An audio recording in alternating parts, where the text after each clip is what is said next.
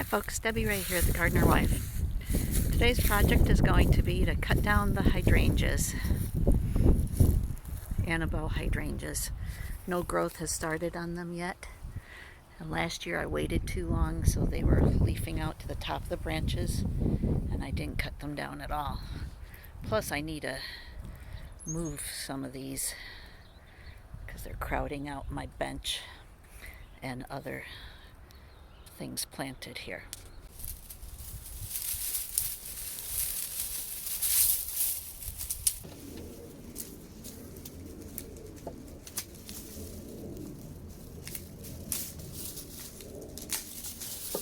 Actually, there are buds forming higher up on these branches, which is what I don't want. I want the growth to come from down here.